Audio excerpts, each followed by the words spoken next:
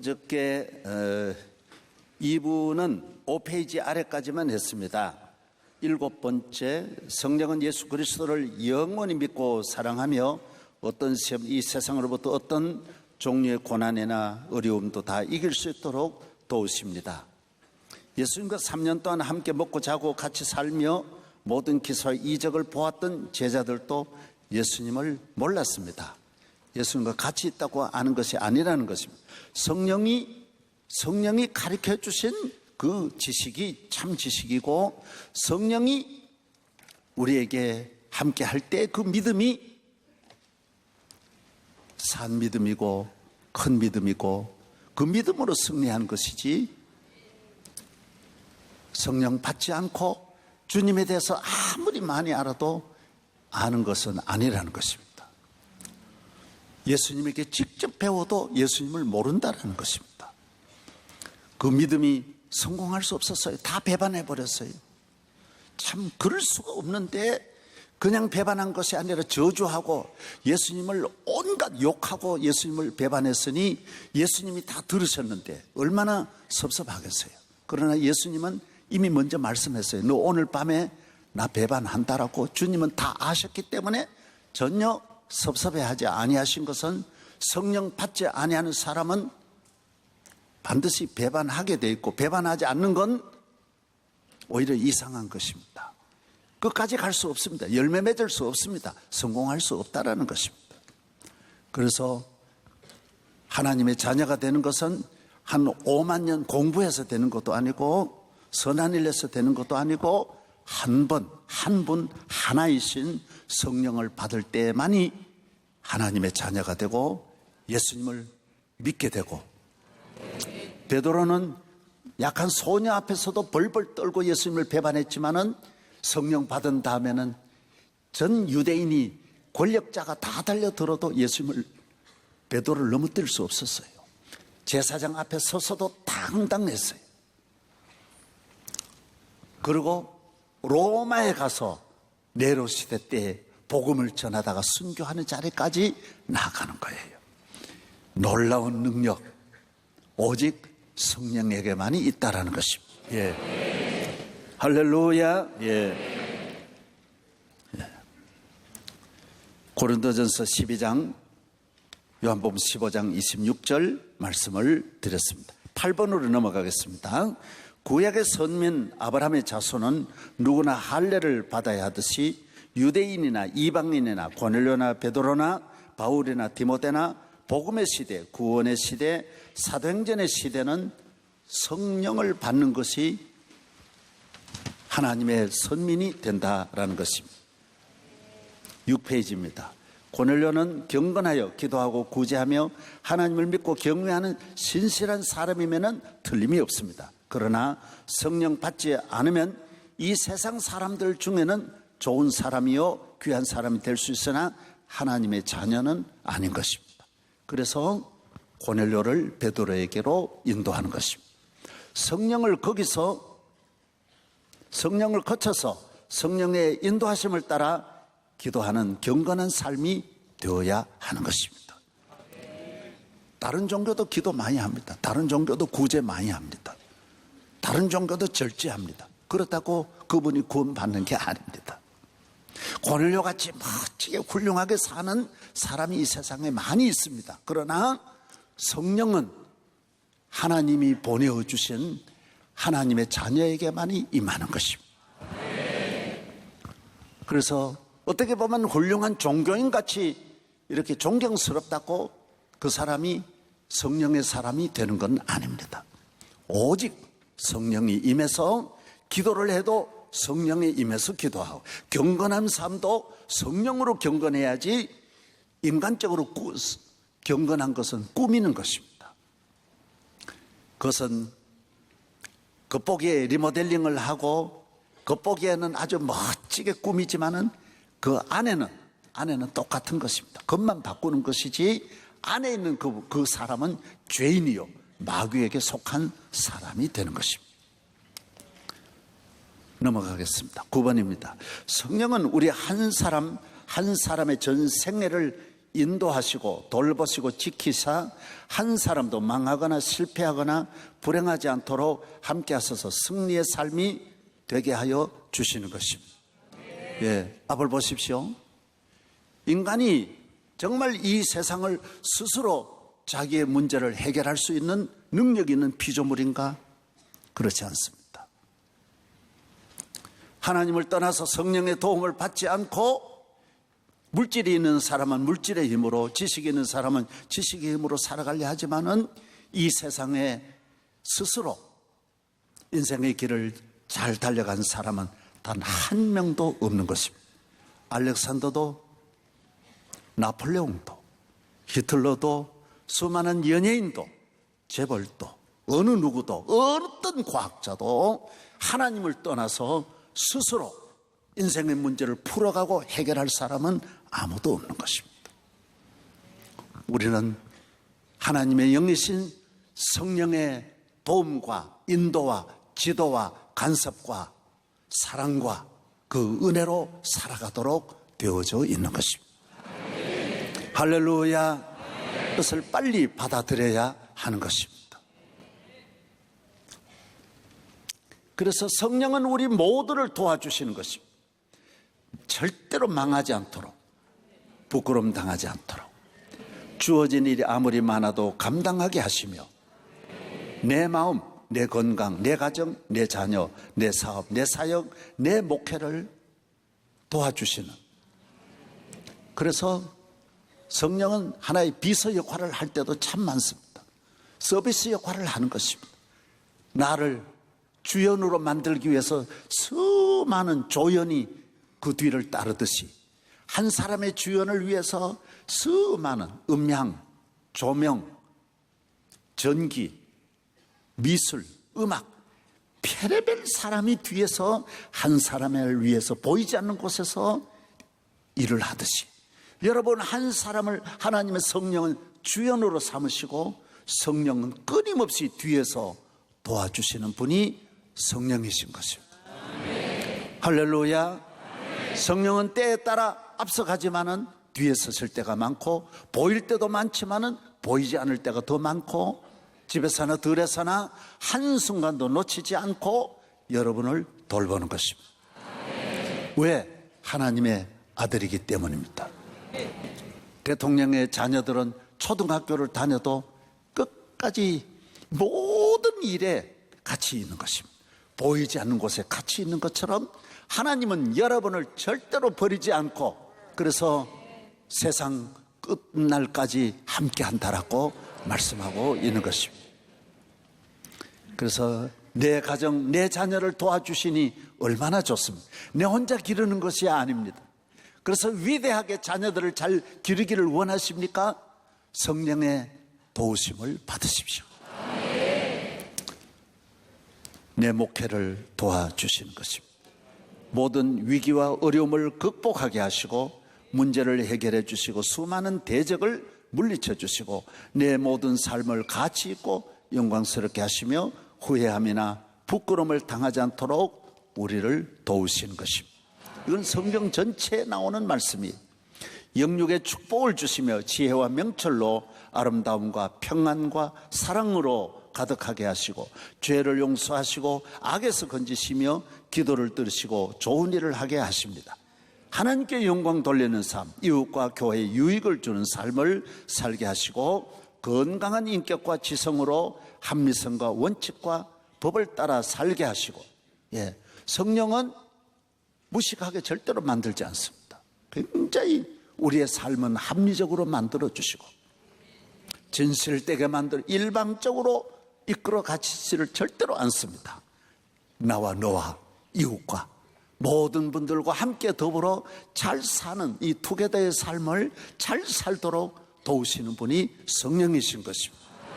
사람이 남에게 해를 끼치는 삶도 어마어마하게 많은데 성령이 함께하는 사람은 누구에게도 해를 끼치지 않고 유익을 주는 삶이 되고도 그러고도 자기가 잘 되는 삶, 이 신비한 능력이 성령에게만이 있다라는 것입니다. 그다음 미래를 준비하며 오늘을 행복하게 가족과 함께 겸손의 삶, 희생의 삶, 이타적인 삶을 살며 약하고 가난한 자의 친구가 되고 나누는 기쁨을 누리며 범사에 감사하는 삶을 살게 하십니다. 성령 받은 사람은 모든 사람을 칭찬하고 위로하며 모든 사람의 유익을 주는 비타민의 삶을 사는 것입니다. 예, 오늘의 위기, 지식, 교육, 과학의 발전, 물질의 폭력, 21세기 최대의 세계화 시대에 우리나라는 자살 1위, 출산율 제하위, 우울증 1위, 온갖 중독 1위, 가정 파괴, 정신불안, 청소년 매년 10만 명 가출, 노인 범죄, 노인 자살, 학교 폭력, 퇴폐문화, 존속살인 증가, 청년 실업, 불안, 결혼 기피 등 이 위기를 극복할 수가 없습니다. 과학이 하나도 답을 내놓지 못하고 있습니다. 점점 늘어날 뿐이지 출산을 위해서 수십 조를 갖다 쏟아 부어도 출산율이 금년에만 17만 명이 당장 입학생이 줄어드는 것입니다. 초중 고등학교가 그만큼 한 해에 그만큼 줄어드니까 감당할 길이 없는 것입니다. 왜 이런지, 왜 영적 피조물을 물질로 해결하면 안 됩니다. 힘으로 해결하면 안 됩니다. 과학으로 해결하면 안 됩니다. 지식으로 해결하면 안 됩니다. 여러분의 가정 아무리 가난해도 성령 충만하면 애들 잘 낳아가지고 잘 큽니다. 또 그렇게 하나 기르는 것도 어려운데 그냥 애들이 알아서 다 잘하는 것입니다. 성령은 우리를 그런 일에 힘들게 하지 않습니다. 자녀 기르는 일, 먹고 사는 일을 힘들게 하지 않습니다. 성령의 도우심을 받아 자녀를 잘 기르고 우리 성도들을 이럴 때 아이들 많이 낳으면 나중에 애들 씨가 마를 때 여러분 놀라운 일이 일어날 줄로 믿습니다. 내가 만약에 지금 젊다면 한 15명 낳아가지고 그냥 전 각 분야에 정치, 경제, 사회, 교육 모든 분야에 쓰임을 받는 아이들을 많이 낳으면 다 잘 크게 돼 있어요. 왜 그러냐? 서로 집안에서 서로 격려하고 힘이 되고 서로 도와주면서 잘 뜨게 돼 있어요. 함께 먹고 함께 자고 하면 밥맛도 좋고 잠맛도 좋고요. 그냥 잠자는 거 저끼리 그냥 다리를 베고 자고 머리를 베고 자고 서로 그냥 엉켜서 잠도 잘 자고 먹는 것도 잘 먹고 갖다 놓으면 순식간에 없어지고 제주 감귤 갖다 놓으면 한 박스 갖다 놓으면 한순간에 다 사라져 버리는 것입니다. 네. 여러분 건강한 가정 되기를 바랍니다. 사람은 도와줄수록 안 되는 것. 안에 영적인 스스로 일어나는 하나님이 주신 에너지가 있어야 되는데 안이 딱 비었고 안이 죽었는데 겉에서 아무리 안에 열이 식어져 가는데 밖에서 열 공급을 해봐야 소용이 없어. 전달이 안 되는 것입니다. 성령이 임하면 기본에 충실하는 것입니다. 비잉에 내 존재에 충실하는 것입니다. 내 모든 삶에 내가 걸어가야 할 길, 내가 해야 할 길, 어머니, 아버지의 일을 충실하게 감당하도록 돕는 분이 성령이신 것입니다. 유대인의 하나님께서 왜 유대인을 버리셨느냐? 이방인 시대에 이방으로 향하는 길을 가로막고 있고 성령의 역사를 가로막고 있고, 여러분 구약 성경에는 율법의 모든 죄가 613가지, 신약에는 가장 큰 죄가 하나라 그랬어요. 모든 죄는 다 용서함을 받아 613가지도 다 용서함을 받는데 성령의 역사를 가로막는 것은 금생과 내생에 절대로 사할 수 없다 그랬어요. 성령은 하나님의 구원의 역사가 가는 길, 기차가 가는 길을 가로막는데 하나님이 그 사람을 그냥 그대로 두는 게 아니에요. 나라가 가로막으면 나라를 제거하게 돼 있고 백성이 가로막으면 백성을 제거하게 돼 있는 거예요. 성령의 시대, 성령을 거스르는 죄가 가장 큰 죄라고 예수님 말. 예수님을 안 믿는 죄는 어떻게 된다 그랬어요? 용서함을 받는다 그랬어요. 그래서 예수님을 욕한 죄를 다 용서함 받는 거예요. 그러나 성령을 거스르는 길이 없다 그랬어요. 성령의 뜻에 순종해야 할 성령의 시대에 하나님의 자녀 되시기를 바랍니다.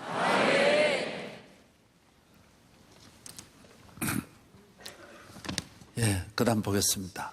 성령을 받지 않은 7페이지입니다. 오늘 나누어 드렸습니다. 받으셨습니까? 예, 이제 오늘 자료가 몇 페이지까지 나갈지 모르겠습니다. 저는 뭐 정말 그저 7페이지, 8페이지에서 끝나기를 바라지만은 그건 저 생각이고, 예, 어떻게 될는지 모르겠습니다. 예. 성령을 받지 않은 베드로는 잘한 것 같으나 잘못했습니다. 그건 자기 생각으로 하면 대단히 잘한 것 같지만은 잘한 것이 없습니다. 의로운 것 같으나 악했고, 믿음이 있는 것 같으나 믿음이 아니었고, 하나님의 편에 있는 줄 알았으나 마귀에게 속했고, 확실하고 틀림없는 줄 알았으나 맞는 것이 하나도 없어서 지나고 보니 후회되고 어리석고 유치하고 부끄럽고 미련하게 그지없는 베드로를 주님께서는 성령으로 마가의 다락방으로 인도하시지 않았더라면 그는 완전히 실패 멸망의 인생이었을 것입니다. 저를 보십시오. 예, 그래서 지난 토요일 날 제가 말씀드렸어요. 베드로는 자기 편에서는 나쁜 마음이 아니었어요. 너무너무 주님 사랑하는 마음을 했지만은 그건 베드로의 생각이에요. 너의 생각이야. 하나님의 뜻과는 너무 거리가 멀리 있었던 거예요. 그건 정말 믿음으로 한 것 같았는데 마귀의 종이었고요. 사탄아 물러가라 그랬고요. 하는 일마다 말고의 귀를 자를 때는 충성심으로 한 것 같았지만은 주님의 길에 회방자가 된 거예요. 다 틀리는 거예요.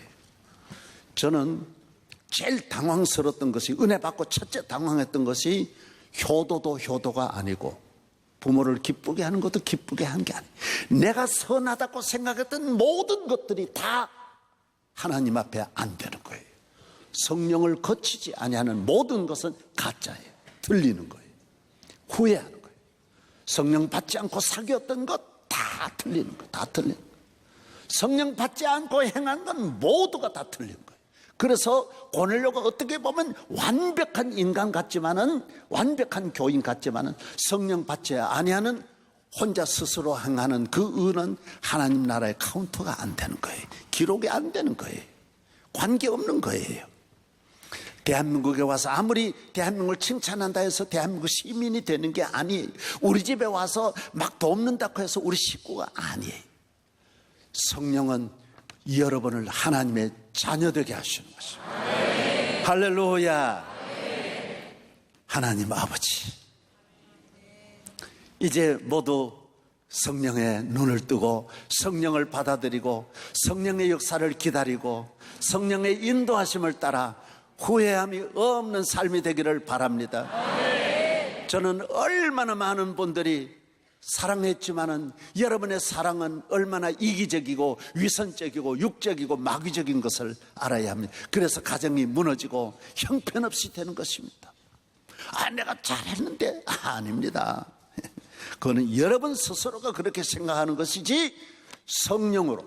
그래서 젊은 분들은요, 많은 오랜 시간 베드로같이 실패해 봐야 하는 것입니다. 이게 아니었구나, 이거 잘못되었구나.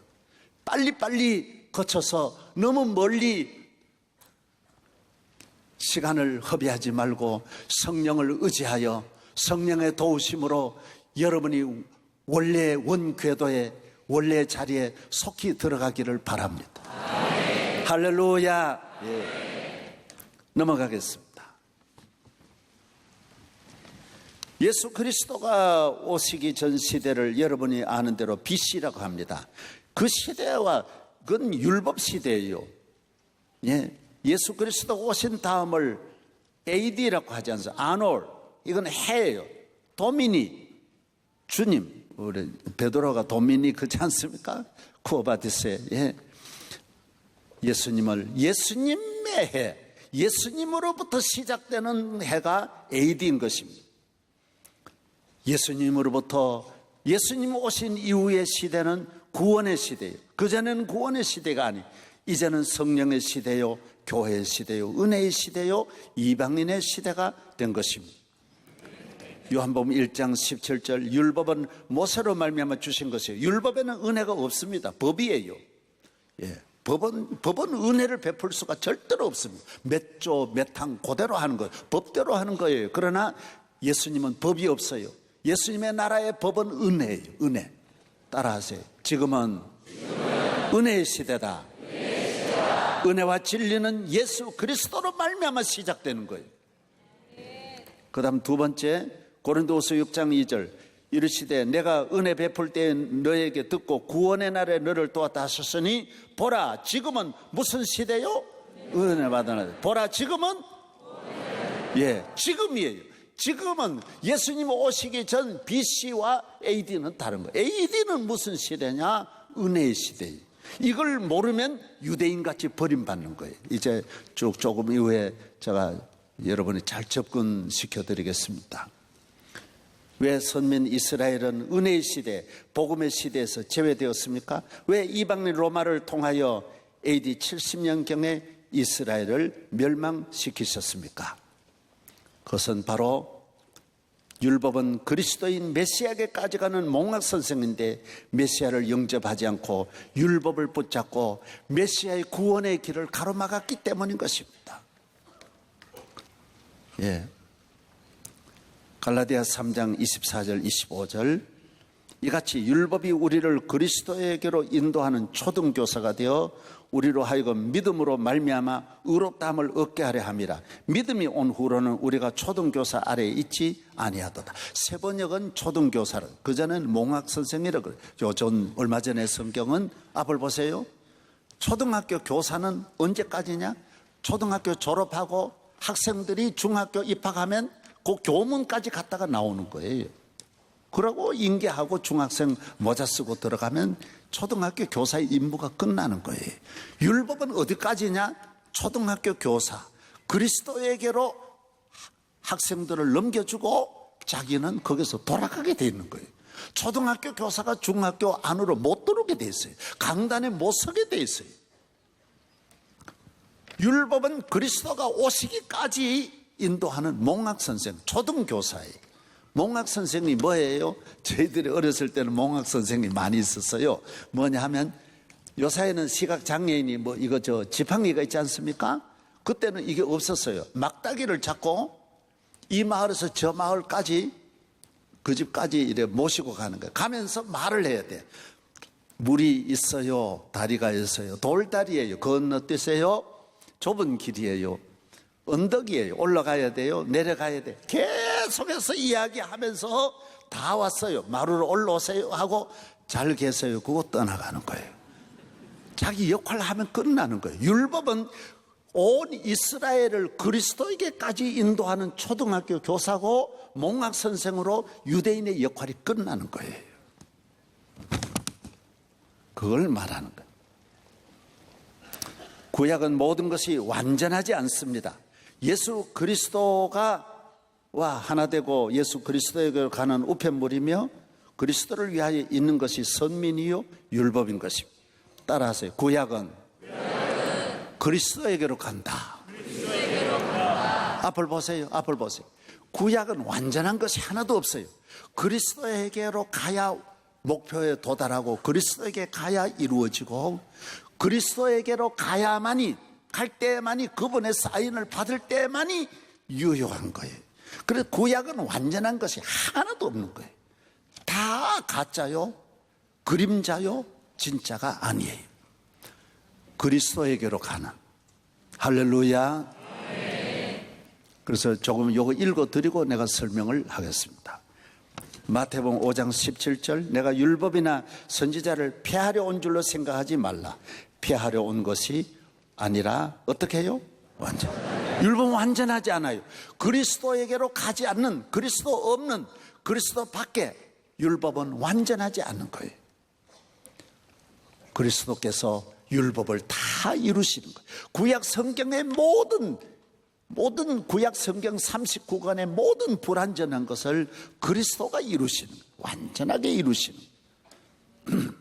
아멘. 히브리 10장 1절 시작. 참 형상이 아니므로 해마다 늘 드리는 같은 제사로는 나아오는 자들을 온전하게 할 수 없느니라. 구약은 그림자예요. 참 앞으로 오실 예수 그리스도의 그림자지 그리스도가 아니에요. 그림자는 본인이 아니에요. 할렐루야. 예. 그래서 계속 그리스도가 오기까지는 계속 반복할 수밖에 없는 거예요. 계속 반복하는. 왜? 그리스도가 아니니까. 참 제사가 아니니까 참 제사를 드리는 날까지는 계속 그 제사를 드릴 수밖에 없는 거예요. 히브리 10장 4절 시작.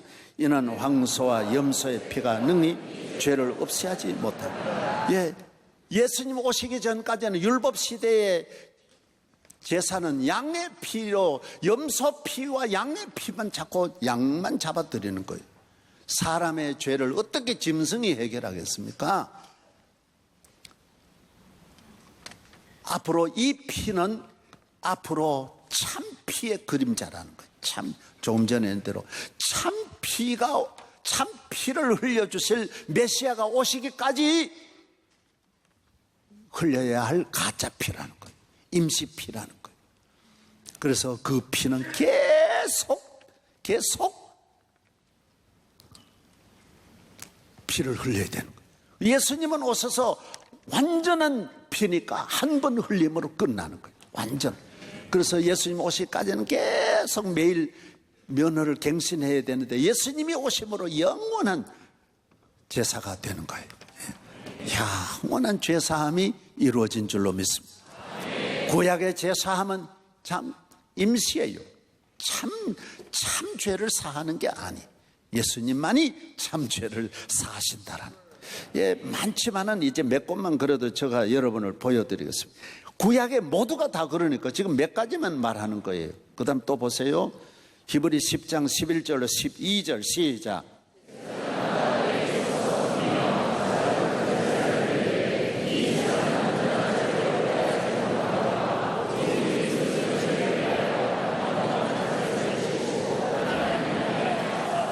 예, 앞을 보십시오.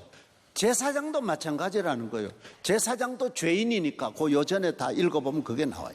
죄인이니까 자기 죄를 위해서 양을 잡아드리고 그 다음 백성 죄를 드리는 거예요. 제가 하나님께서 너는 죄인이니까. 그리고 죽고 나면 또 제사장이 또 바뀌고 계속 제사장이 수백 명이 나오는 거예요. 왜?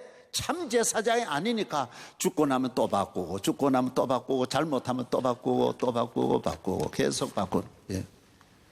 아멘. 예. 할렐루야.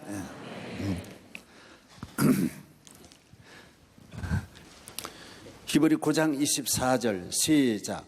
그리스도께서는 참 것의 그림자에 손으로 만든 성소에 들어가지 아니하시고 바로 그 하늘에 들어가사 이제 우리를 위하여 하나님 앞에 놨다. 구약에는 성전도 참이 아니라는 거예요.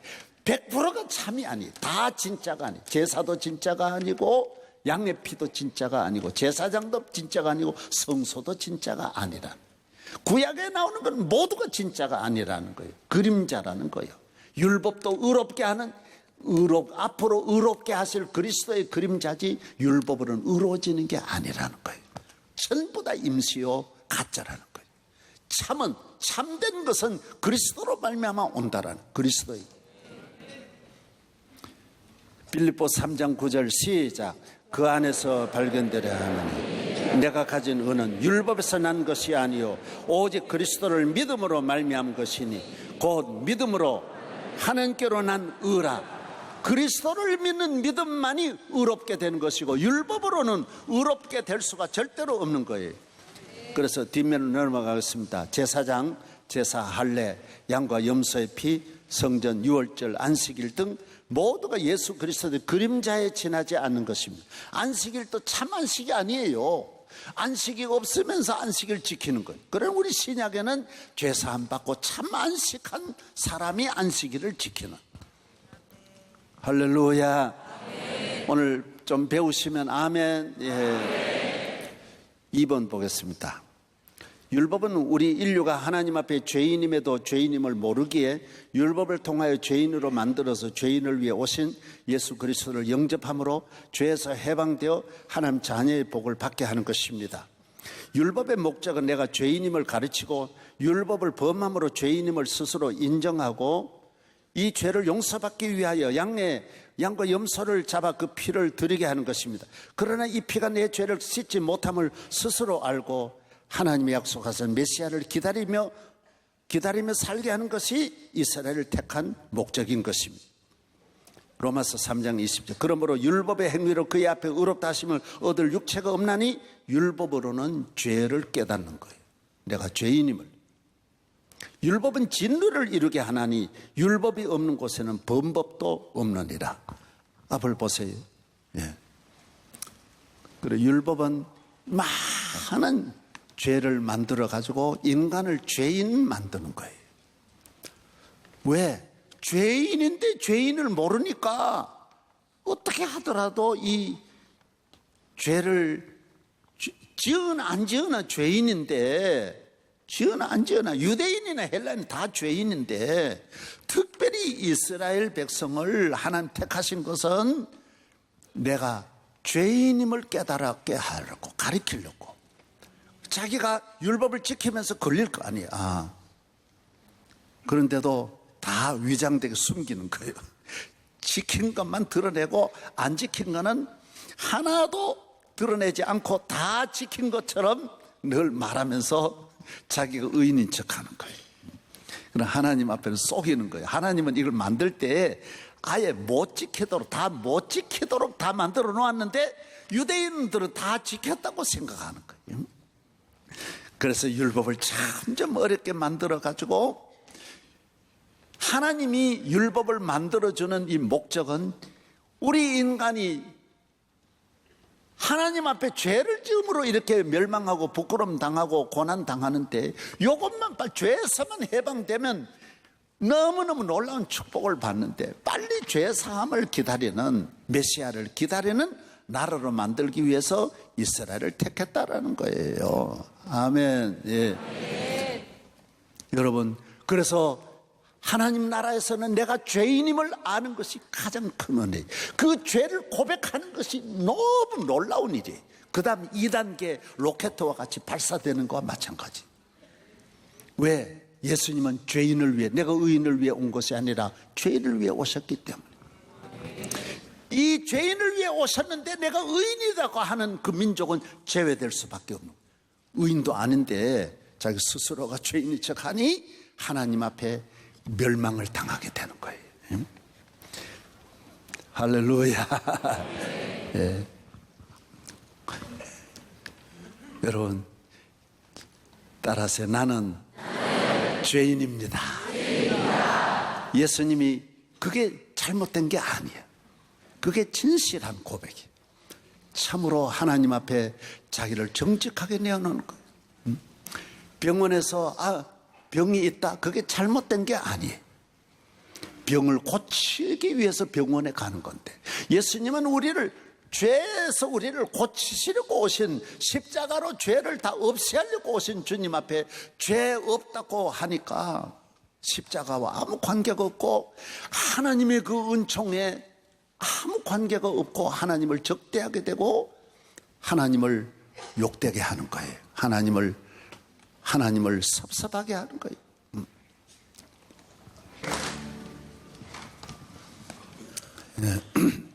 1번, 이제는 내가 죄인입니다.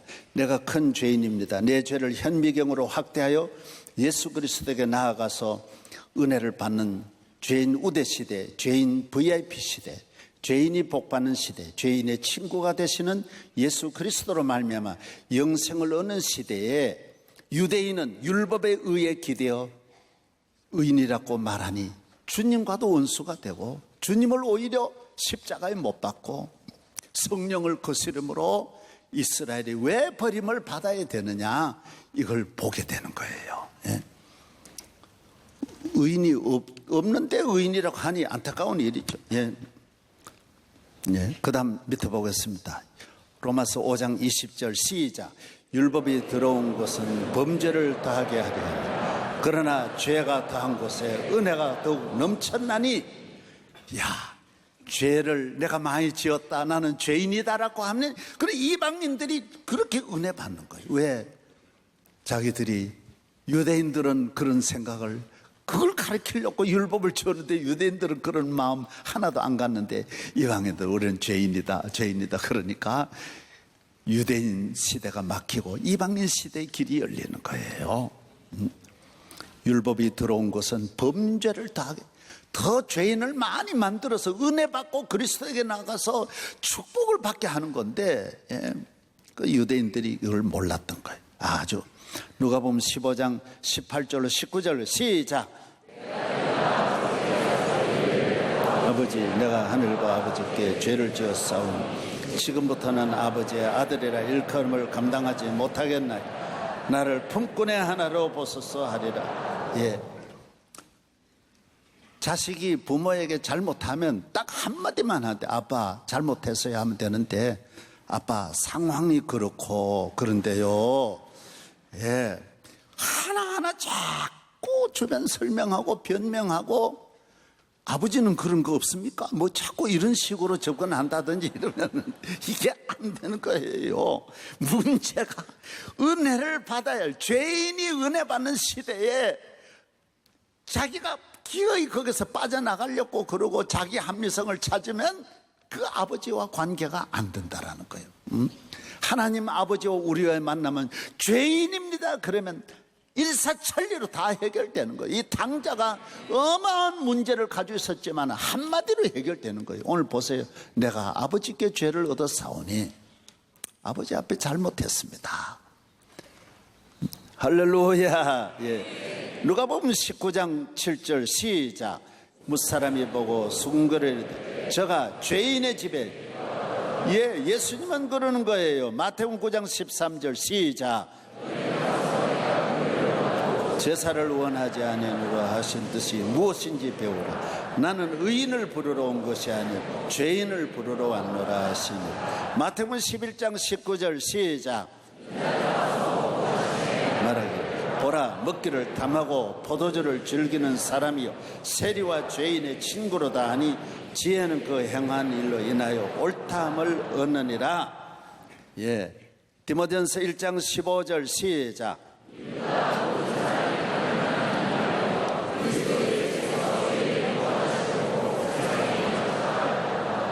내가